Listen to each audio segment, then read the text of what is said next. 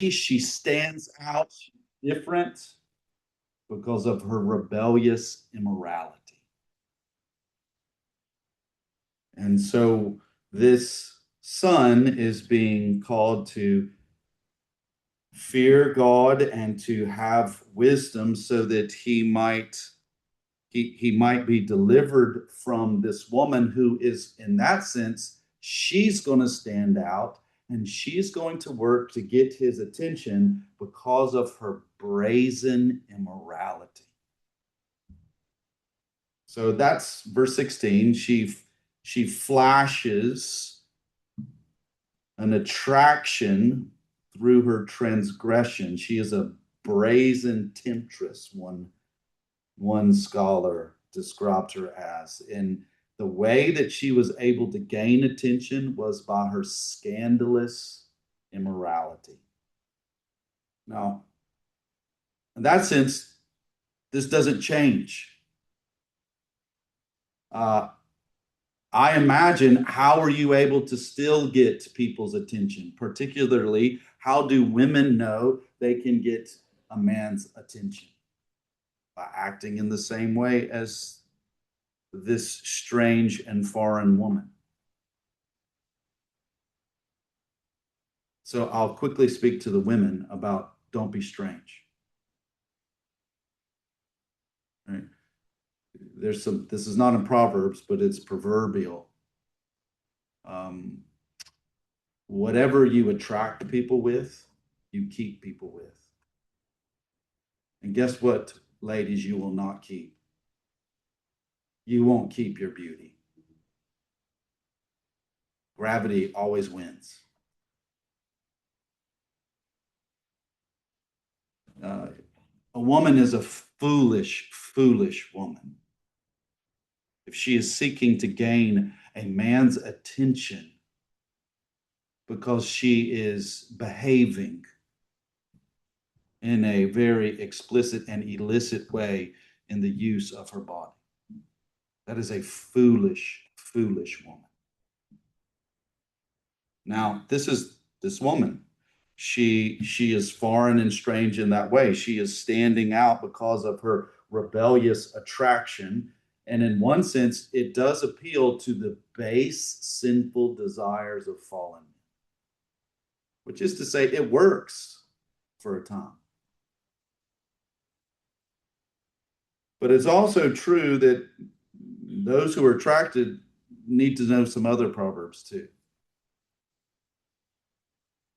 Stink attracts flies. So this description here is necessary for both, I think, as we think about for women to fear God. You do not need to be like this woman.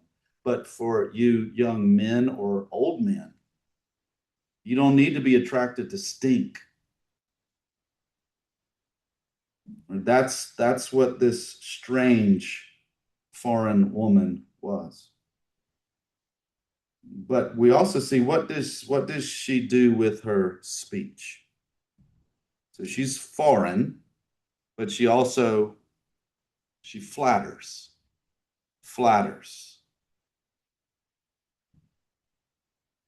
Again, this is very much, I think, specific, direct instruction to sons. So it does enable, all right, so ladies, you're going to get a little bit of information. Under the hood of men is a desire that they would be praised. All right, so men, whether they are young or old, they like for women to praise them. Now, again, this goes back to, if therefore they are moved, if they are controlled by individuals telling them good things about them, which in fact they're said out of a sinful motive, that's a foolish man. But at the same time, men, and young men in particular, need to understand that there there are sinful women who will flatter you. They will say nice things about you because they have a sinful intention to destroy you. And so this foreign woman, she flatters with her words. So there's a flashy attraction to her immoral presentation, and then there is a sinful use of her compliments to you. Now, for men, you need to understand. How many men have been fools because they were attracted to a flashy, immoral woman who then flattered them? That's foolish, foolish men. But then, in addition to learning about this foreign woman who flatters with her words, what's the other F that describes her? Yeah, we're going forsakes. Forsakes the close companion of her youth. Now, there's a little bit of discussion about this. This seems to indicate that she was disloyal to her friends, but it seems that we do have to acknowledge, like, if you were going to consider being a young man and a young woman when you're growing up in Israel, when every young man and young woman would have been, in that sense, shaped towards marriage. And so you, just like everybody today, you grow up with people, and your parents would be shaping you, encouraging you to marriage. So how would every young woman and every young man think about themselves in relationship to their future spouse? They would think, I am going to be married one day. So companions of your youth, in that sense, it seems that the way in which it might be describing her is that the way you think about your friendships as you are growing up, you think about them and you govern them in a way that you would be loyal to them and the eventual fact that they will be married. Which means, how would you conduct yourself, particularly the use of your body, if you were loyal to the friends of your youth? You would not engage in immorality. That's how you would, right?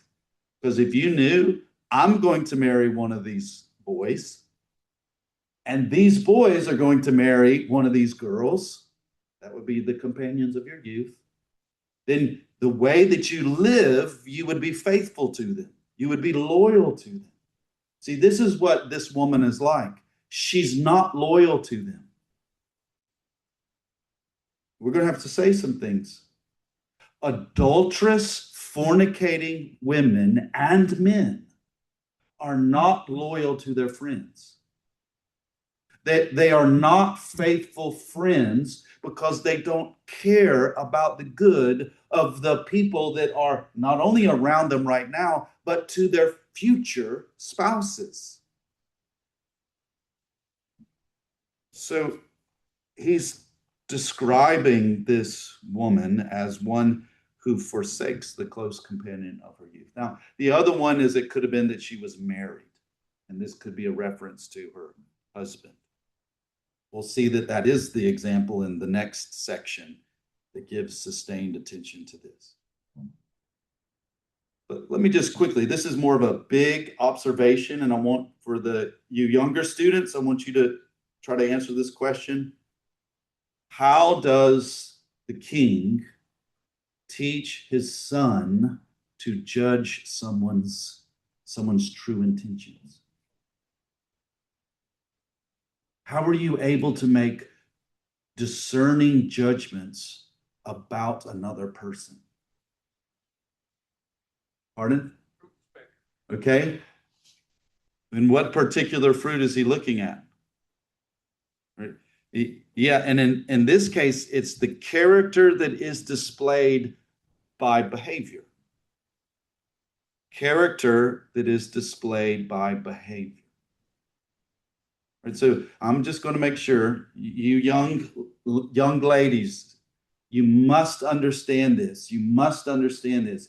You are to judge every boy or young man who takes interest in you by looking for his character. And his character will be shown by his patterns of behavior. Does that make sense? Here's some really quick, low hanging fruit that you will be able to inspect. How does he treat his mama? If he is disrespectful, if he lacks affection, if he does not serve his mama, he surely will not do that for you. Maybe in the short time, because he has maybe certain goals in mind. But you want to look for character. You want to see how behavioral patterns express the character trait of the individual. But now let's turn away from the young girls. Young men, boys, what must you look for when you begin to think, I would like a wife? Which means I'm going to have to pay attention to girls. And I need to pay attention not to how they look on the outside, but I need to pay attention to their character. You're going to have to look for their patterns of behavior. And that's what is happening in these verses. So this foreign woman, she flatters with her words. She forsakes the close companions of her youth. And now, Scott, she forgets the covenant of her God. This indicates that this is a woman who was within Israel, a descendant of Abraham.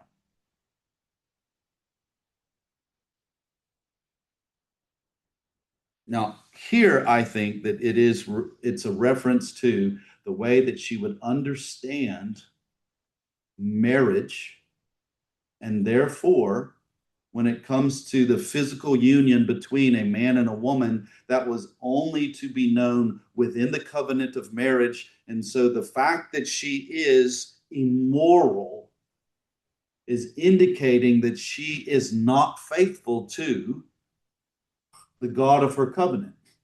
And this is very significant as we think about, okay, what is sexual immorality?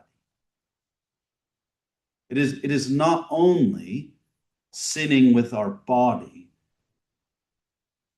it is sinning against the covenant of marriage that God has made us for.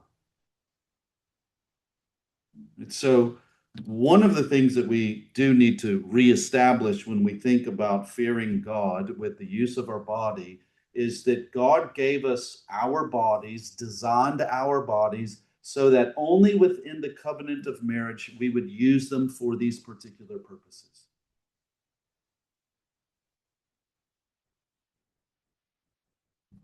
So this particular woman that this son is to be delivered from because he has gained wisdom, he is to understand that she forgot the covenant of her God.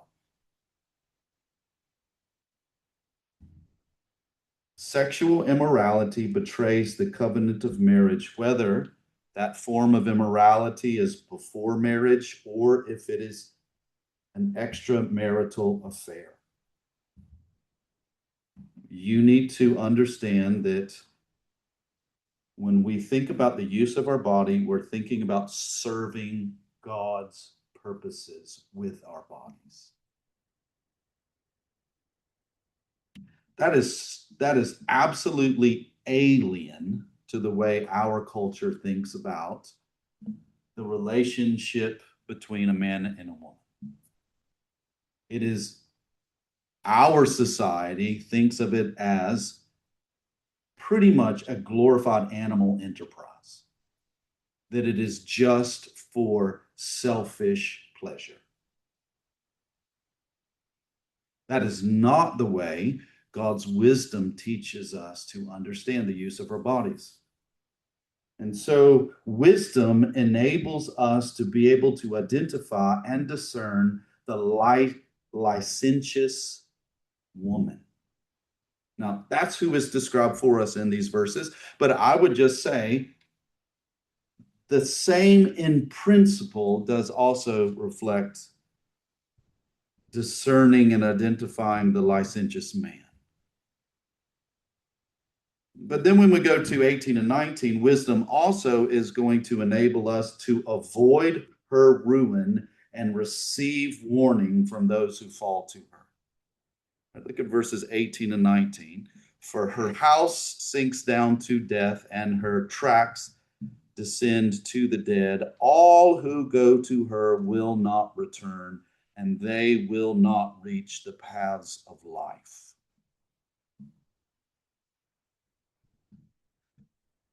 What is the result of those who are not delivered from this strange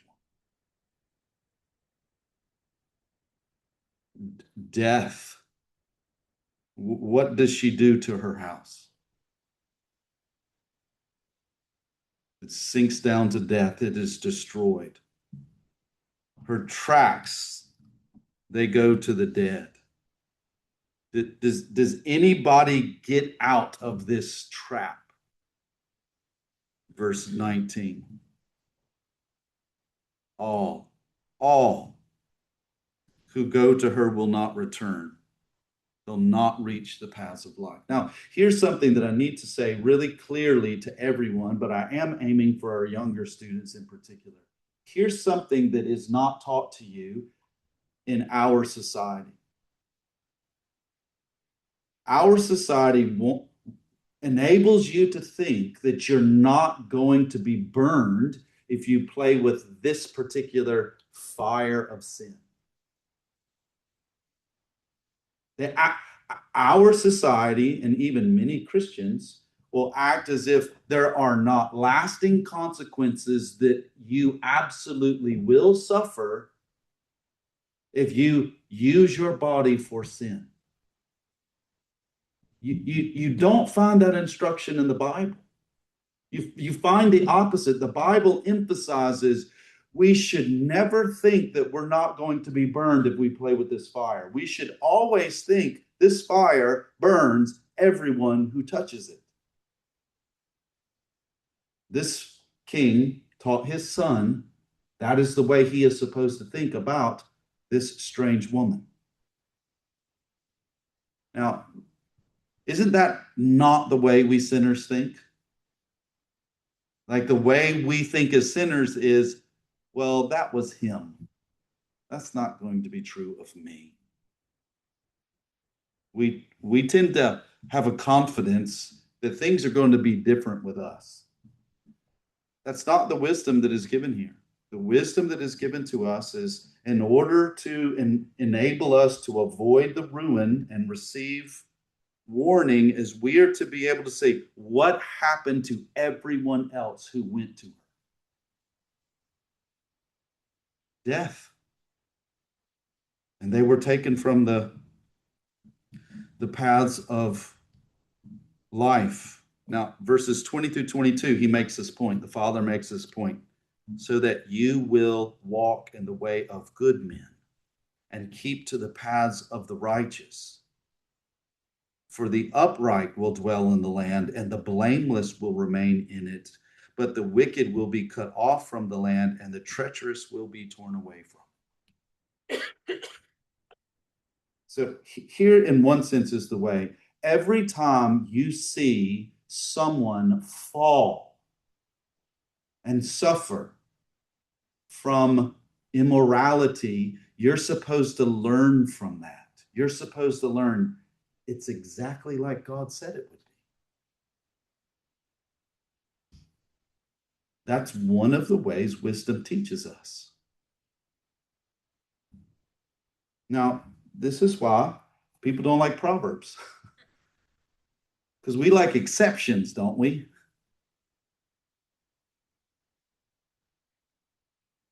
Proverbs says, no, this is the way it is.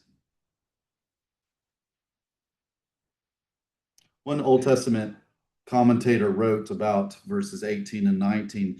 If you get entangled with this woman, You may find only estrangement from the living community among outcast moral lepers who have taken a journey into the land of no return.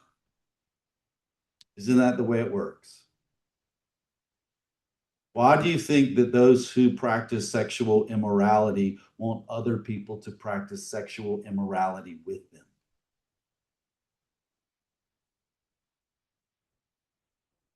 Death comes to the unwise who walk foolishly into immorality with the treacherous woman. The warning is to sons addressing the kind of woman that he is to mark and to avoid. But I believe the principle applies to daughters so that they too will mark and avoid men who have the same ruined intentions as this strange woman.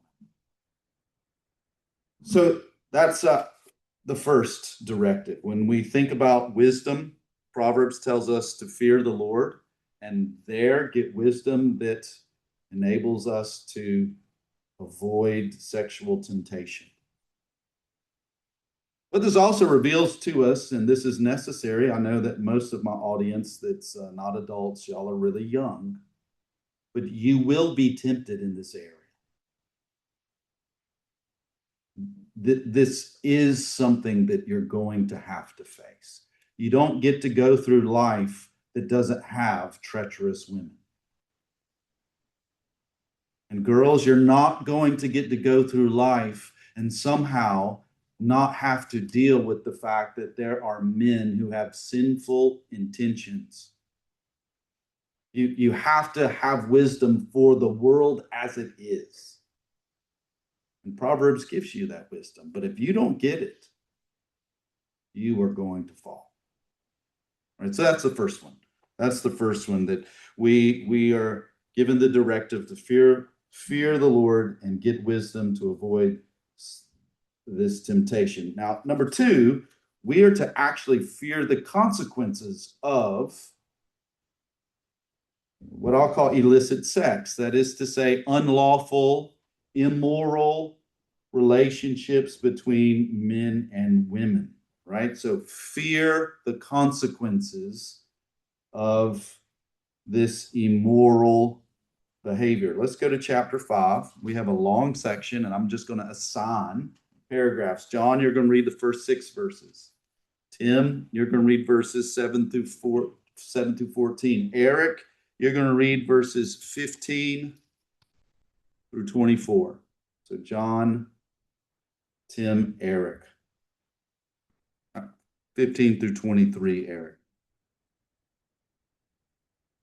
My son, give attention to my wisdom. Incline your ear to my understanding. That you may observe discretion, your lips may reserve knowledge. For the lips of an adulteress drip honey, and smoother than oil is her skin. In the end, she is bitter as wormwood, sharp as a two-edged sword. Feet go down to death, her steps take hold of Sheol. She does not ponder the path of life. Her ways are unstable. Does not. Now then, my sons, listen to me, do not depart from the words of my mouth. Keep your way far from her.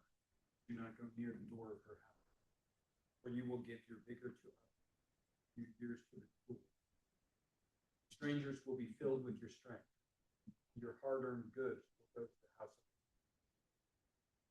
When you groan at your final end, your flesh and your body are consumed, and you say, how I have hated instruction, and my heart spurned reproof. I have not listened to the voice of my teacher, nor inclined my ear to my instructors. I was almost in utter ruin in the midst of the assembly and college. Drink water from your own cistern, fresh water from your own.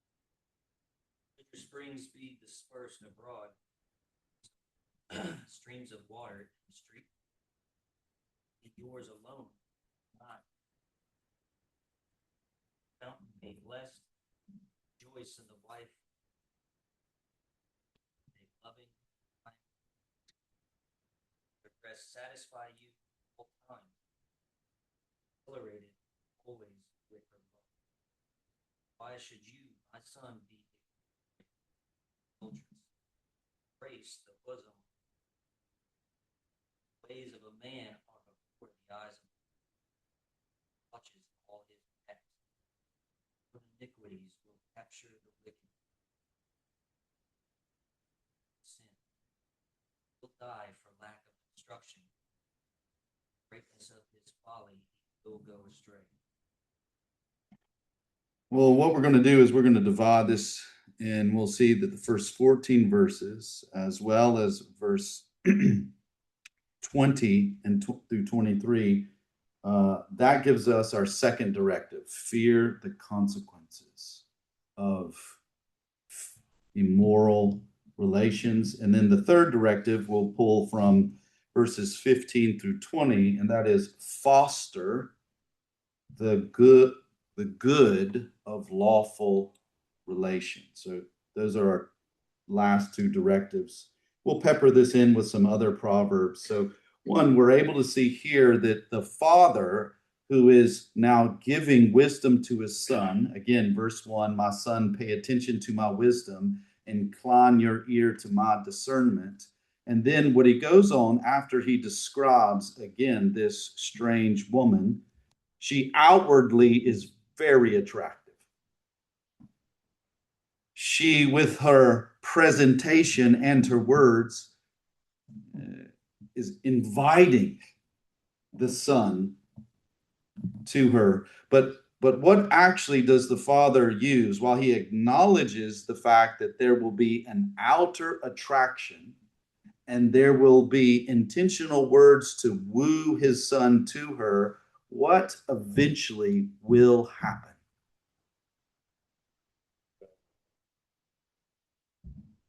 That's right. Right? She will kill. What will happen? I mean, look at the way that he's giving attention to this. You'll give your splendor, that's the legacy standard, your splendor to others, your years to the cruel one. Right? This is related to you. By a single response to this woman's attraction and her inviting words, you'll throw your life away. The cruel one will have your years under his hand. Then when verse 10, your strength, who actually will have your strength? Strangers. What will your labor be? Painful. Your house go to a foreigner. This is plain talk, and we do have to accent the consequences so that we would fear them. I'm not good with finances. I can't give you much wisdom about it, but there's, they basically say there's a few things that you need to avoid so that you do not have financial ruin.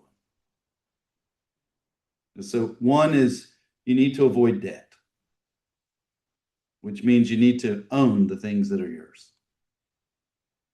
But you need to also avoid divorce. Then I have heard another one. And you need to have kids from marriage. Now we don't like to hear that because we know how many people don't do that. But when he is talking about the consequences in verses 8, 9, and 10, he's actually talking about these kinds of consequences. That what you're going to do is what God has given you with your life, you're going to throw away because you yielded to this strange woman, her outer attraction and her wooing words. Now, it does us good to think about that. We need to think about the consequences of unlawful physical union. You will destroy your family. You will destroy your descendants. You will throw away all of your resources. Think about that.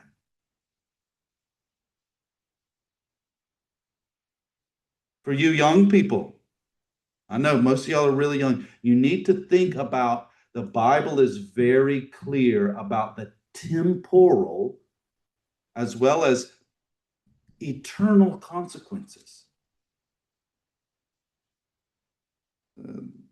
We could go and look elsewhere, but one of the things Proverbs does is it's very clear that in this present world where there are sinners who live according to wickedness, then they're going to offer you this kind of immoral physical union. And they're going to enjoy it. It's going to be celebrated. It's going to be what they live for. It's going to be offered to you as this is the best thing you possibly could do with your life and with your body.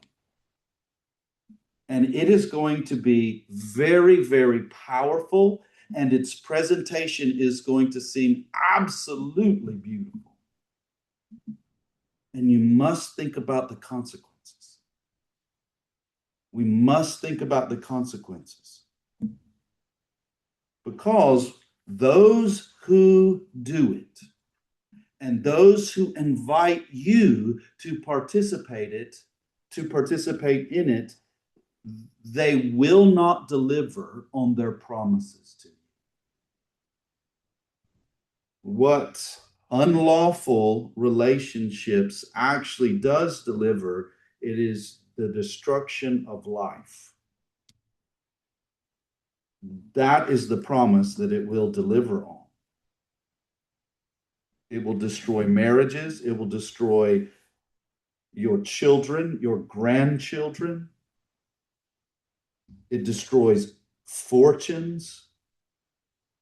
Now, here's some places that you can go. You could go to chapter 6, verses 24 and 25, chapter 7, verse 5, verse 21 in chapter 7, chapter 9, verses 14 through 16, also in chapter 9, 17 and 18. But the attention is to the consequences. The consequences. Wisdom equips us to know the consequences of immoral physical union. And we must think on those consequences. To pursue God's wisdom about the destructive consequences of unlawful sex helps us to fear God with our bodies. And in our age, when the consequences of sexual sin is at best downplayed or at worst flatly denied, the prescription of God's word gives us the knowledge of what pain will come from immoral physical union. So fear the consequences. Fear the consequences of sexual sin. Now, lastly, we need to foster the good of lawful physical union. And that's what verses 15 through 20 do for us. 15 through 19. All right, so this is very important. So children, I want you to hear this too. When God created his image bearers in the world, he made them and they're only going to be this kind or that kind, male or female. And the reason that God made his image bearers in the world, male or female, is so that they would marry and they would be fruitful and they would multiply. They'd fill the earth, which means we are made as sexual creatures by God's good design. And therefore, the physical union that a husband and wife does experience, it is good. And here in Proverbs chapter 5, verses 15 through 19, it fosters, it encourages us to foster the good of this lawful union. Wisdom unlocks for those who are wise the good gift of sex within the covenant of marriage. And so it encourages us to fear God and to serve Him with our bodies in marriage, while the destruction of immoral physical union presents woes of certain pains. The delights of lawful sexual union woos us to please God with this very pleasurable gift. And so wisdom guides us to foster the good of lawful physical union in the oneness of covenant love in marriage. And if we are going to fear God and walk wisely, then we are going to laud lovemaking within the covenant of marriage, not only lament unlawful physical unions' destructive consequences.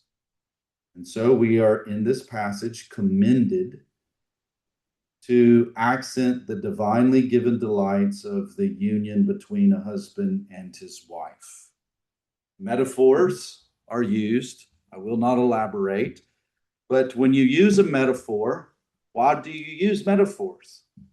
Why does poetry and poetic expression, why does it exist? Okay, here's your choices. You could have a poetic expression that tells you to do things, or you can have a doctor's prescription of what it is that you're going to do.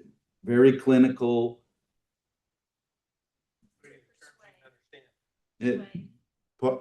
It persuades, and you tend to kind of like, I think I'll meditate on the poetic expression.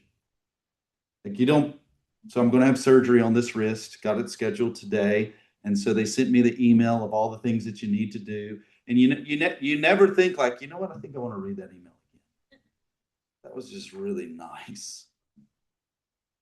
But when you come to verse 15, do you think drink water from your own cistern? I think I'll read that again. Fresh water from your own well. Then you look at verse 18. Let your fountain be blessed and be glad in the wife of your youth, as a loving hind and a graceful doe. Let her breast satisfy you at all times. Be intoxicated always with her love. That's fostering the good. And this is, I'm not going to elaborate more, but I do think we need to. So this is going to be to parents. What we need to make sure that we do for our children, as this father was doing for this son, is that we need to make the good of lawful physical union within marriage to be understood by our children. This is not like, I'm not settling for second best. I'm married. And what God has given me in marriage is the best. The world is not offering something that is greater than what God has made us for and has given us to. And so never using unacceptable words or doing things that are inappropriate in front of your children, that you should never do that. However, you should think you want your children to know what God has given to you and to your wife. This is good. So there doesn't need to be any kind of shame that would be somehow communicated when it comes to the relationship of father and mother, husband and wife. So I think this high esteem of the physical union and the covenant of marriage, it should move our children, it should move single Christians to do two things. Number one, for them to be committed to chastity during singleness. When mama and daddy, when married Christians in the church are very clearly understanding God has given us the best, and we're not in any way trying to think that what the world offers is any better than what God has given to us, then what that should do for singles is it encourages them to pursue chastity. Number two, it should also encourage singles to prepare themselves for marriage. So I do think it goes back to if we understand what God has given to us when it comes to the use of our physical bodies, then we restrict the use of this union for the covenant of marriage in such a way that we're not going to settle not only for something that is second best, but also something that is sinful. And so we would want to encourage chastity during singleness because that's best. And we would also want to encourage, prepare yourself to be married,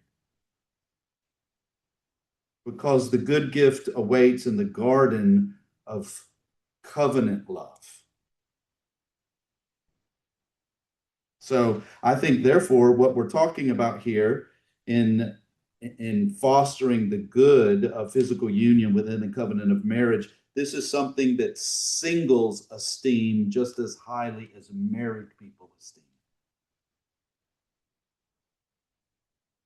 For those who are married, I do think it means that very clearly you are to be totally and wholly committed to your spouses, and you are to know that tasting of sexual delight has no place with anyone other than your spouse. And you are to give yourself to the regular tasting of the divine gift that physical oneness and the covenant of your marriage relationship provides. So you are to protect it, you are to practice it, you are to communicate appropriately of the good gift that God has given, which Milton said is a perpetual fountain of domestic sweets.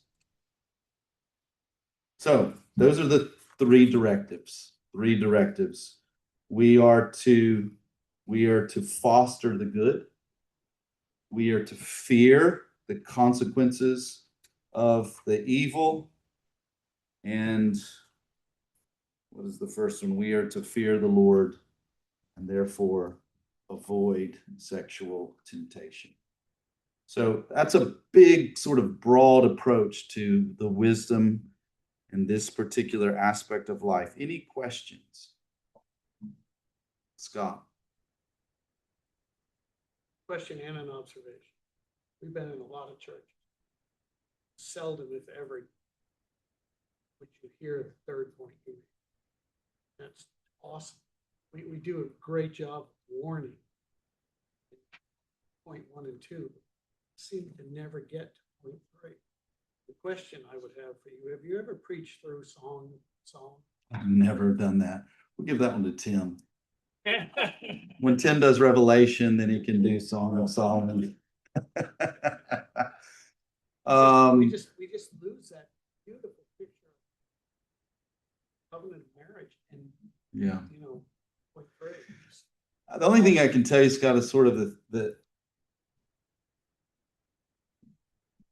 I'm almost 50, and so what I did see is my generation.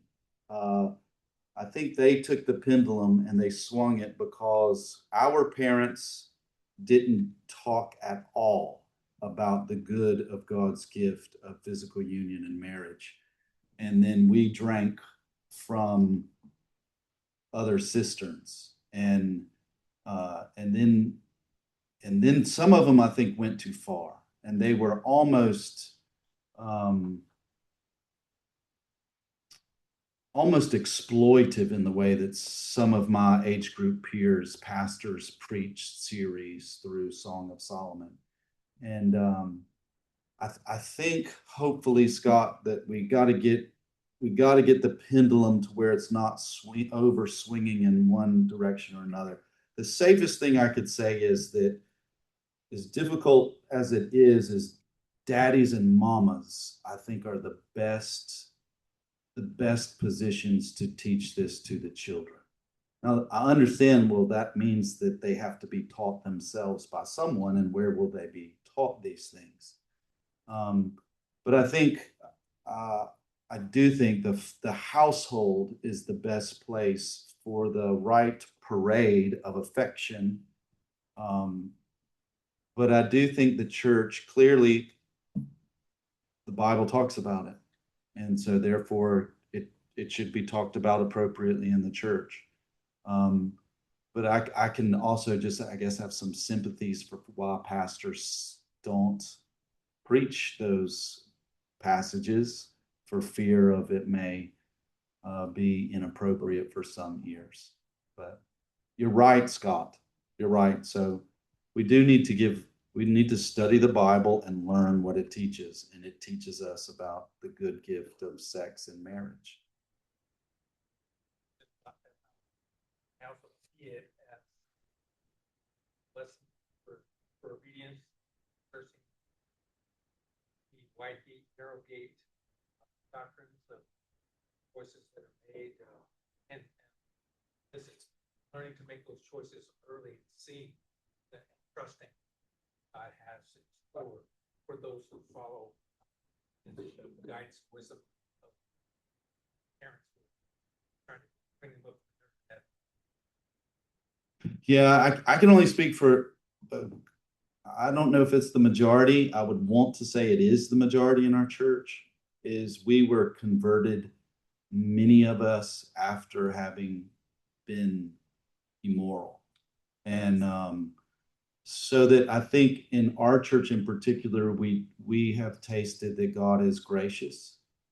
But we also, we have the pains of our transgressions. So I'm speaking broadly, but what we desire for our children, for many of us, is something that, we ourselves did not do. And so many of us are able to speak knowing the sorrows that come from rebelling against God, and wanting our children to trust us and take God at his word. Yeah.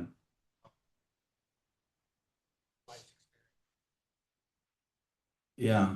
That's not for everyone in our church, but there's a good number of our church. So we kind of, which maybe, Scott, this goes into some, like, maybe if we have failed as, when you're Christian parents and you're thinking about your failures and you're thinking like, I really don't want my kids to know my failures. So how about we just avoid the topic altogether? I could see how that could be a way that we could think. I don't think that's the best way. We definitely need to be wise if we are going to talk about our sins with our children. But at the end of the day, I think it is best. All of us just need to know, what does God's word teach, and what should we therefore think, and how should it direct our lives?